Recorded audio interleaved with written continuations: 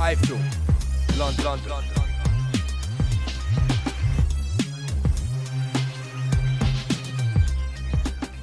iFILM, London. This is Coogan Cassius for iFILM London. We're at the London Olympia for the Matchroom Christmas Cracker Show. Headlining the bill tonight, Darren Barker and Kerry Hope. Let's forget about that for a minute. Been on holiday, no sunbeds for you. I've been getting stick all night on Twitter. Nice sunbeds, spray tan. I've been away. Been in Mauritius for a few days. Although, it wasn't much of a holiday because we were sorting out the problems we have with this show, which has been a journey, to say the least. But, We'll come to that in a minute. With obviously, Darren Barker is most certainly back. Billed as a little bit of a 50-50 fight with Kerry Hope. And disposed of Kerry Hope in, he was within 4 rounds and very comfortable in the end. He was, 14 months out, you never really know how a fighter's going to come back. Obviously, the last time he was in the ring, he was in a real tough fight with Sergio Martinez, done really well, and then later on just faded and, took a lot of punishment late on in that fight. And you never know how a fighter's going to come back after that period of time. And he seemed so relaxed, but also sort of seemed as though he was sort of very new again. Like, when he was walking down the stairs, it was like, oh, where am I going? I think the first couple of rounds just took him a little bit of time to get into his stride. And then, he really started boxing well, picking Hope off.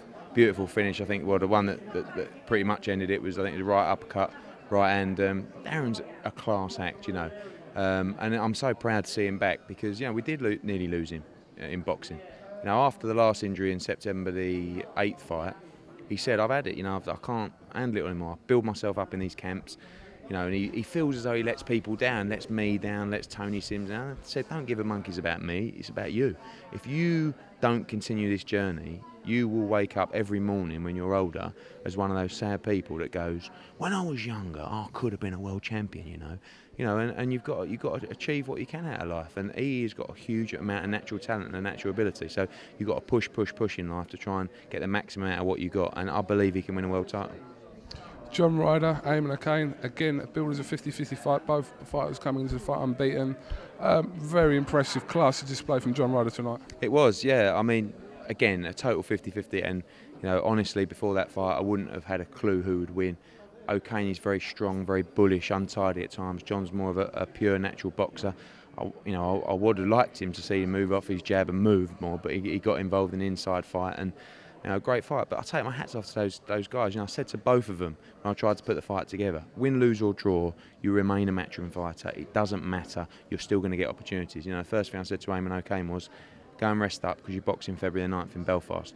And John will box again in March. You've got to take these chances, not just in life, but of course in boxing. And if you do, a loss is never the end of the road for you. You can go on, he can learn from that, and he's going to get loads of other opportunities with us as well. So sometimes you have to take that punt, and Ryder will go on now and probably have one more and then have a crack at the British title.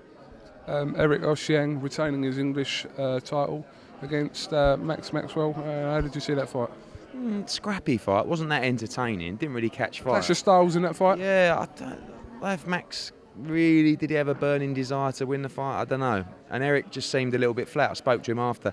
I said to him, sometimes when you remain at a level for so long, like I think that was the 3rd defence of his English title, you want to progress and you want to get a little bit further. But if those fights aren't there, you've got to be professional and mature enough to deal with those fighters. And I just think he was a little bit flat tonight. And I said to him, sometimes I know the fights you want. He wants to fight Brian Rose. He wants to fight Jamie Cox. He wants to fight, the winner of O'Meara against Liam Smith. But in the meantime, you've got to get paid. You've got to earn a living. So you've got to be professional enough and mature enough to get yourself up for these kind of fights. And I don't think he really got himself up for that fight tonight. Still unbeaten, obviously, in your camp.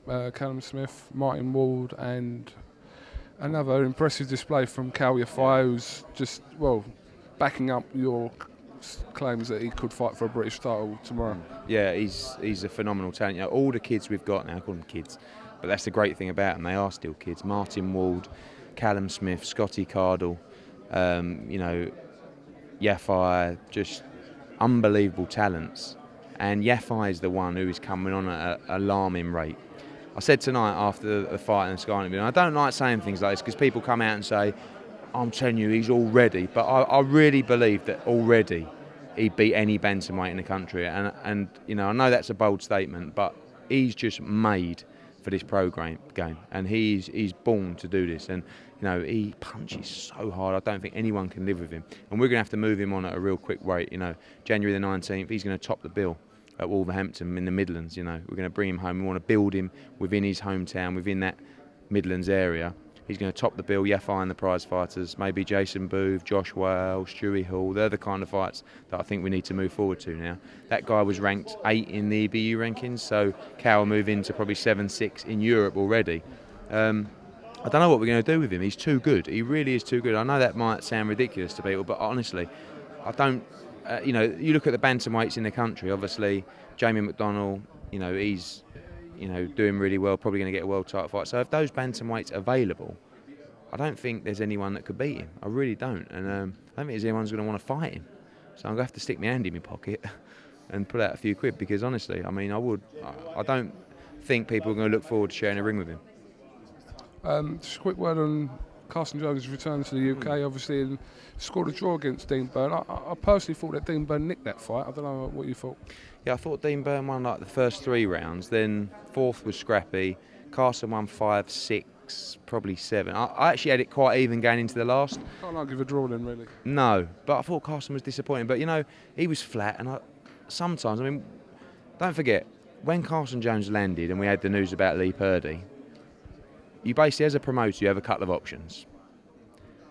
The arsehole in you says, sorry mate, you're on the next flight back tomorrow. The reasonable promoter in you, which I like to think I am, says, I'm really sorry, I know you've had a long camp, here's a few quid, have a nice Christmas, and we'll see you for the return. He wanted to fight, and his team wanted to fight. Again, as a promoter, that's a heavy expense, because I've got to pay him, I've got to pay an opponent. But I looked on Twitter, I looked on the forums, and they all wanted to see Carson Jones fight. But I just feel that because he was up for the Purdy fight, that fight, he never really got himself up for. It was a bit of an O'Kane scenario. And Byrne's a decent fighter, he's not just he ain't a journeyman, he's 16-2, and he got slung in against Horter at late notice. He's a beautiful boxer. Boxer draw. I don't know what he's going to do for me. He's going to fight for the USBA title in January. Do we make the Purdy fight? I'm not sure that appeals as much anymore. Do we try and make Purdy Vassell? I think it's a great fight, Purdy Vassell was the one, I think, the rematch. All right, okay, we'll do that then. Yeah, I've just said it. Right, just obviously want to touch on your problems. Obviously, you have had a few problems. Listen, not them sort of problems, but you've had a lot of egg with this show. Obviously, your 2 main fights, Carson Jones, Lee Purdy, Rees Murray, off the bill. Obviously, Evangelou and Connor come off the bill earlier on as well, so you've had to deal with all this and make the best of what you've had, which isn't bad, by the way, which is Barker. Oh, yeah. It's still, listen, it's been a great show, but listen, when you live in a world of hype, and as a promoter you live in a world of hype, so when you call a show a Christmas cracker and it sets out as a Christmas cracker and then it doesn't end up a Christmas cracker, it just ends up a good show, you got to come in for some stick, and you got to come in, for some abuse from people. What stick have you had? I just it's not a Christmas cracker now. Oh, it's not. It's failed to spark and all this. But listen, it's banter. Boxing is a real heartbreaking game sometimes. I said I was away on holiday last week. I tried to have a week off with my family, which was booked before this show, and I'm sitting there, and slowly, day by day, the problems are coming in. And for people who don't understand, I live and breathe this sport. I live and breathe every show that we do, and I am like that with all our fighters, and I know people think that sometimes I go over the top with the way I feel about my fighters, but when I lose fights, or when I promote a show like I do, and you lose fights one after the other, I can only explain it as heartbreaking, and that's how I feel. So I just want people to understand how I feel when I lose the fights. And I do a lot of things, and I spoke to you about it the other day. I give refunds. We had about 2,500 people in here tonight. I think we only gave about 80 refunds. I said to people on Twitter, if you're not happy with a show, you get a refund. As simple as that. Other people don't really do that. They sort of don't answer or something like that. If it doesn't say what you said it says on the tin, you can't just expect people to come. If they come to watch a specific fight, but we're dealing with a business involving people. And if someone fails a scan for medical reasons, and they're not given the blessing to fight by the board, there's nothing anyone can do. If someone is ill and can't get out of bed, there is nothing anyone can do. And unfortunately, this is the business of boxing, and sometimes it can be its own worst enemies, because to the broadcaster, you've got to deliver a show. Now, sometimes if that show falls apart, you've got to come up with a back plan. And my back plan was, let's buy McGee Kessler. I want to make Froch against Kessler, so let's make McGee Kessler. Let's make Ryder versus O'Kane. Let's up Barker to a 12 round for an IBF Intercontinental title. Let's put iFILM as Spanish bantamweight champion. You've got to do the best that you possibly can, because there's one thing that I was never ever doing, and that was scrapping the show. You know, I mean, it's the easy way out. It's the easy way out. But listen, to call this a show a financial disaster would be an understatement. But there was no way I was phoning up Darren Barker after everything he's been through in his life and saying, "Darren, I've got some terrible news. You're not fighting." All the youngsters, Waldy, Smith, Callum Smith, fight. Never phone them up. I'd rather do my conkers than let them down. So I would class this show as probably my biggest test as a promoter so far. And you know, I always use my old man to sort of, if I got a problem, I go to him, and he explains things so well. And you know, we was in Mauritius, all the family, and I got the news about Lee Purdy. I felt like crying. I mean, it sounds a bit daft, but I went into his room. I said, "You're not going to believe this. Lee Purdy's out," and he loves Lee Purdy. And he went, "All right, what are we going to do then?" He's off. Oh, how are we going to save this show? You know, and that's how you've got to be. But obviously, I'm reasonably new to the game, and these kind of things happen all the time. But I think it's how you counter it. You don't just lay down and say, "Do you know what? Show's off." You say, "Right, what can we do to make it better? And this is what we're going to do to make it better. And if you don't like it, here's your money back." So fair, isn't it? Yeah, but I just think if you can show transparency with the fans, you can't lose. Because if someone wants to ask me a question, I'll tell them, "Oh, it's a shit show now. Didn't do it." Well, there's your money back, mate. And most of the time, those people complain they haven't even bought a ticket. You know, nice bit of Gucci, by the way. Yeah, I know. Just trying to colour coordinate. Anyone that says iFILM London don't make money, £300 scarf. How did you know it's found? You got one? Well, might be a snide. It's not a snide. Oh, he's even got the label there, look. Listen, finally, the final film I want to talk to you about. Kell Brook, Devon Alexander, 19th of January, looking very likely to be in LA at the Nokia Theatre. Yeah. Is that right? Yes. Yeah, I like these interviews because it gives me a chance to tell people what's happening rather than just constantly trying to reply to tweets. I know it's frustrated, waiting for the venue. It seems to be unofficially announced as the Nokia Theatre in LA. I don't want to disrespect Golden Boy and make a big announcement until they make an announcement. They're the lead promoters for the show.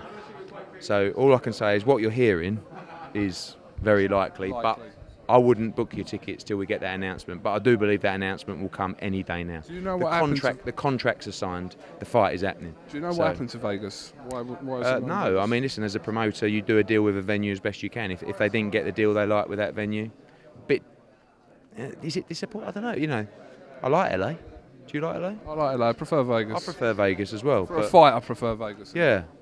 But he's got to go out there and he's got to put it on him and he's got to win, you know, and it doesn't matter whether it's in Vegas, LA or your gaff in Basildon. St. Louis? Yeah, oh no, definitely not St. Louis. Right, okay, listen, the interview's been about 20 minutes long. No, they always are, No, aren't that's they? all right, that's not a problem. Like You're you said, good because I think you delete the abuse on the YouTube comments. I don't delete it. You don't? No, listen, I'll tell you what we do with that, if people are wondering. We approve the comments just to counter not having racial or, like, derogatory terms. Right. But apart from that, if someone... Do you cancel a lot of derogatory comments about me? No, I promise you I don't. Listen, I quite like it. No, if someone said Eddie Hearn is a see you next Tuesday, I just think there's no need for that comment, so I might take that off. Yeah. But Might be a bit harsh, but fair. Prick. Smug. No, you're not smug. But are you going to vote for me? ATG. Can I win anything? No, you're not nominated. Is there not Your fighter has been nominated for... Yeah, I've already voted for him. I haven't voted for you yet. It's a bit sad, to be honest with you. Vote for me. I feel like you're like on X Factor or something. But I've got to do what I've got to do. If it's good enough for David Hayes to beg for votes, sorry, David, it's good enough for me. It's true. Vote for Coogan Cassius. Coogan Cassius with Eddie Hearn here for iFILM London. Thank you very much. Thank you very much. Oh.